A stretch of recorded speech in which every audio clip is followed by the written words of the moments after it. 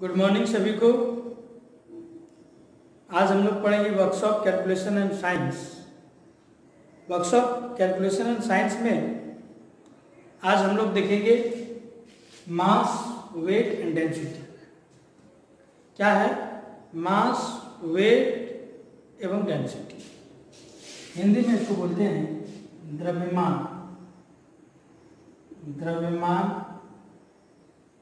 भार और घनत्व। ठीक है, ये तीनों में क्या अंतर है, क्या ये तीनों चीज है, इनके बारे में हम लोग जानेंगे। द्रव्यमान, भार और घनत्व, ये चीज क्या है। अधिकतर द्रव्यमान और भार यानी कि मास और वेट सुनने में लगता है कि सिमिलर है, लेकिन बहुत अंतर है। ठीक है, बहुत अंतर है। क्या है? द्रव्यमान किसको कहेंगे? द्रव्यमान कहेंगे किसी भी वस्तु में जो मात्रा निहित है, जो मात्रा निहित है उसी को हम लोग द्रव्यमान कहेंगे। ठीक है, क्या कहेंगे? किसी वस्तु में जो पदार्थ के अंदर जो मात्राएं उपस्थित होगी उसी को हम लोग द्रव्यमान कहते हैं। द्रव्यमान, मास।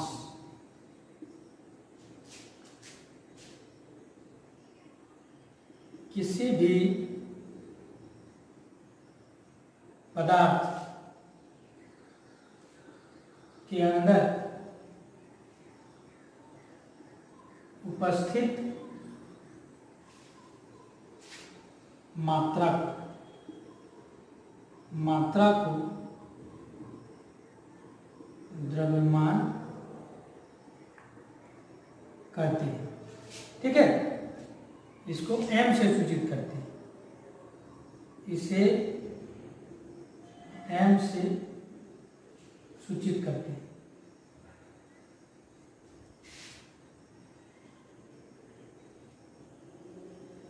किससे सूचित करते हैं?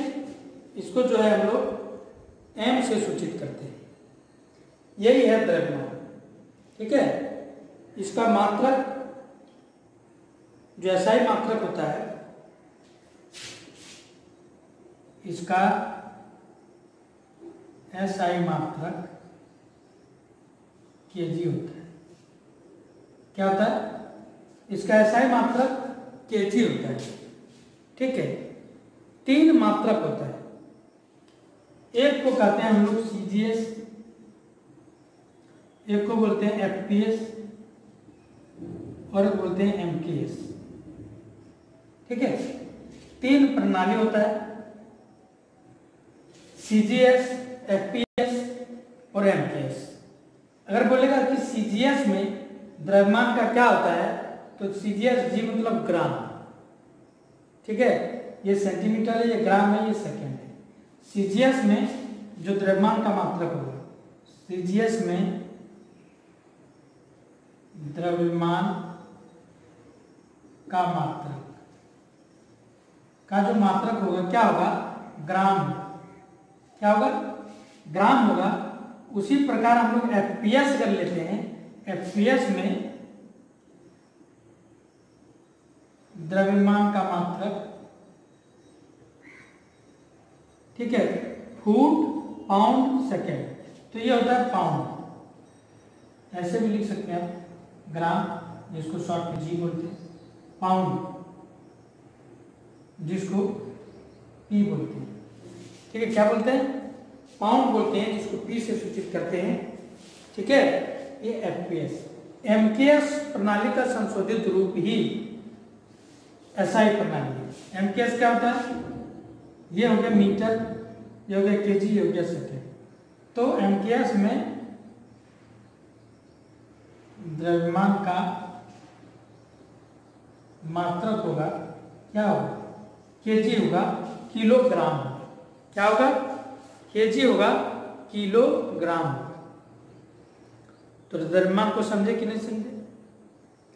द्रव्यमान जो है किसी भी पदार्थ के अंदर में जो उपस्थित मात्रा होगा उसी को हम लोग द्रव्यमान कहेंगे, जिसे हम लोग किससे सूचित करते हैं, उसको m से सूचित करते हैं। और सीजीएस में द्रव्यमान का मात्रक ग्राम होता है, एफपीएस में द्रव्यमान का मात्रक पाउंड होता है और एमकेएस में द्रव्यमान का मात्रक केजी होता है।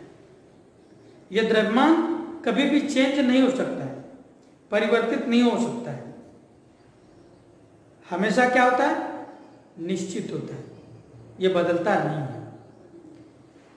किसी भी पदार्थ में, इस मार्कर में जो पदार्थ है अंदर इसका, ये पदार्थ कहीं भी ले जाएं, चंद्रमा पर ले जाएं, पृथ्वी पर रखें, अमेरिका ले जाएं, इंडिया में रखें, तो वो हर जगह जो उसकी मात्रा होगी वो समान होगी। इसलिए द्रव्यमान जो क्या होता है, ये निश्चित होता है, ये चेंज नहीं होता है। ठीक है, एक लाइन लिख सकते हैं, द्रव्यमान सदैव स्थिर रहता है।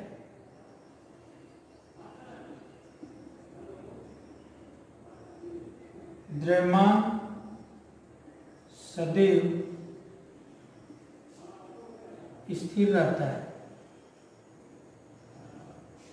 क्या रहता है, द्रव्यमान जो है हमेशा स्थिर होता है, वह कभी बदलता नहीं है।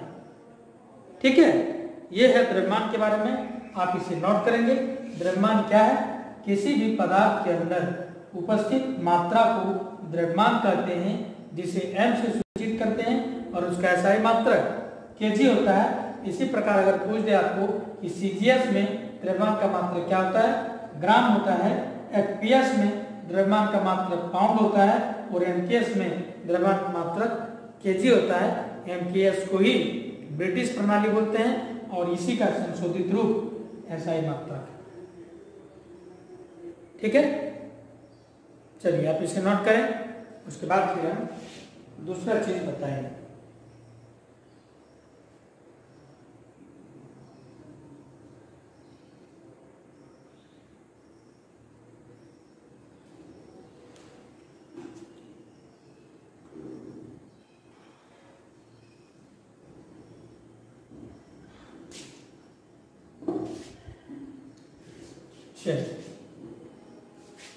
मिटातेषु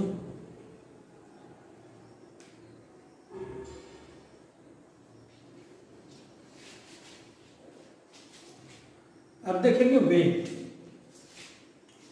वेट देखेंगे,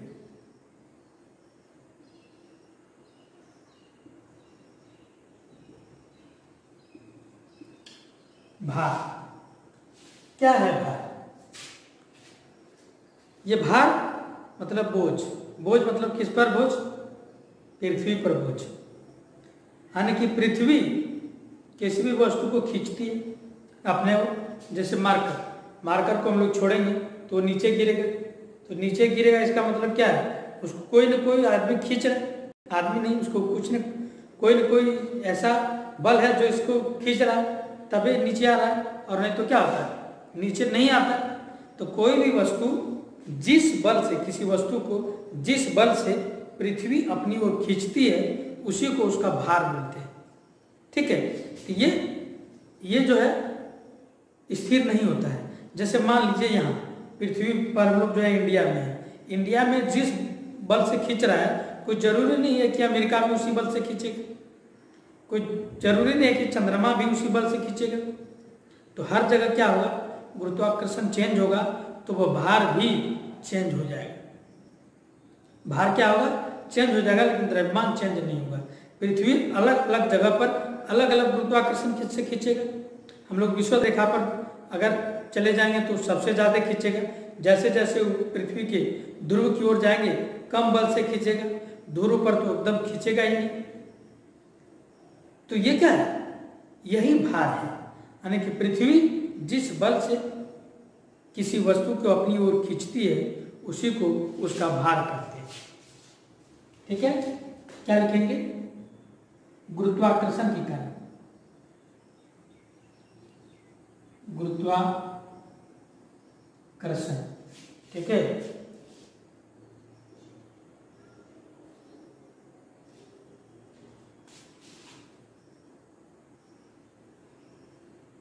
देख लेंगे आप लोग।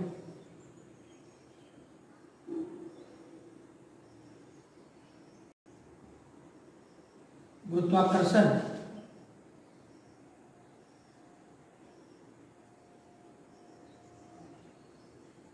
स्पेलिंग देख लीजिएगा, स्पेलिंग थोड़ा एरर होता है। गुरुत्वाकर्षण के कारण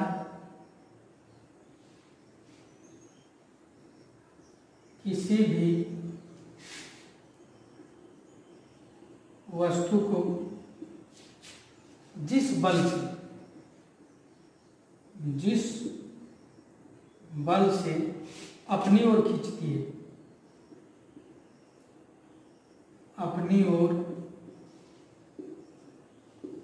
खींचती है, उसे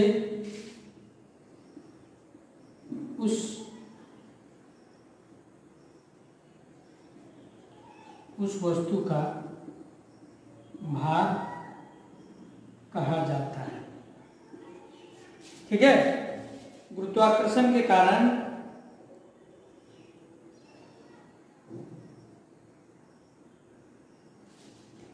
यदि यहां नहीं होगा,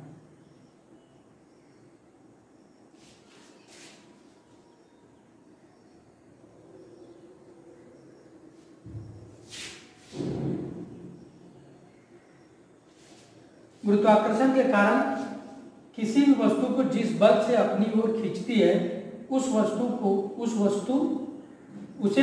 का क्या कहा जाता है? भार कहा जाता है। तो किस बल से खींचती है? आप जानते हैं कि F बराबर क्या होता है? F कोई बल बोलते, F बराबर होता है ma। क्या होता है? F बराबर है ma।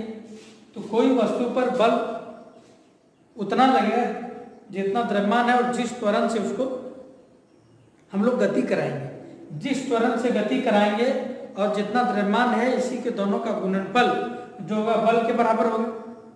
ठीक है, बल के बराबर होगा। तो जो भार है उसको हम लोग W से सूचित करते हैं। इसे W से सूचित करते हैं। किससे सूचित करते हैं? W से।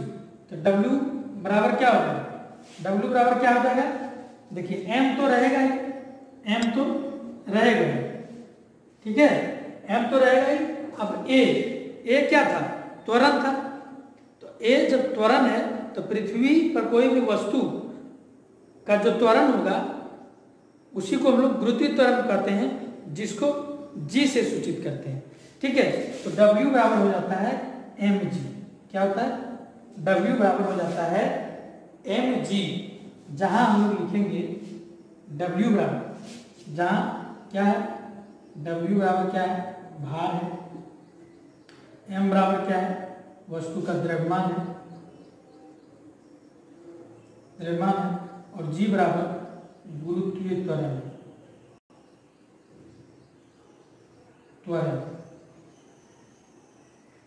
क्या है?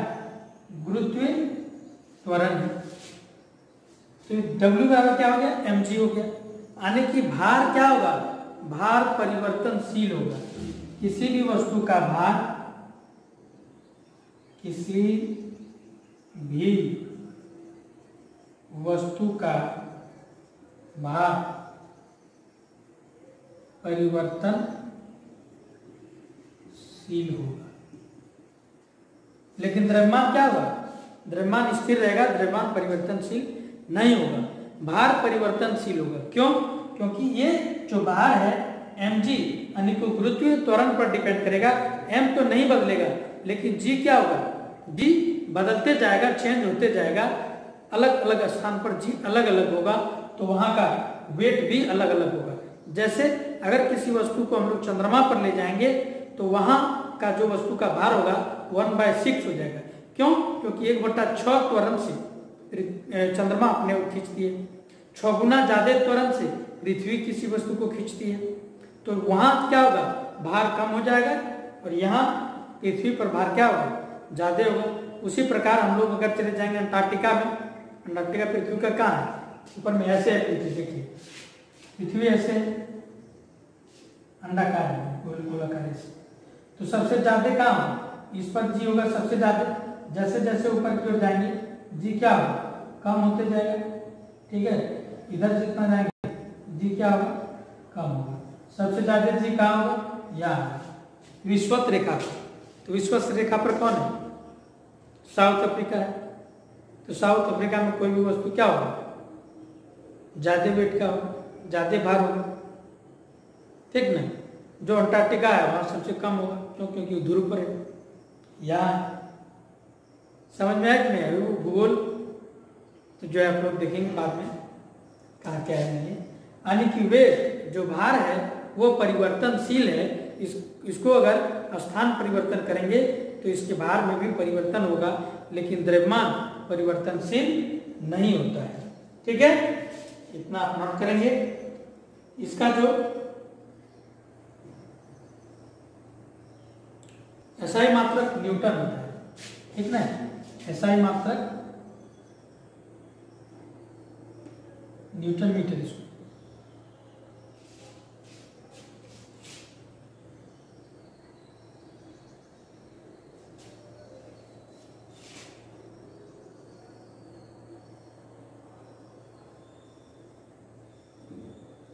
एसआई मात्रक न्यूटन भी लिख सकते हैं न्यूटन, क्यों, क्योंकि बल का न्यूटन होता है। और नहीं तो हम इसका अलग बना सकते हैं। ठीक है, मात्रक बना सकते हैं, केजी मीटर प्रति सेकंड स्क्वायर लिख सकते हैं हम लोग।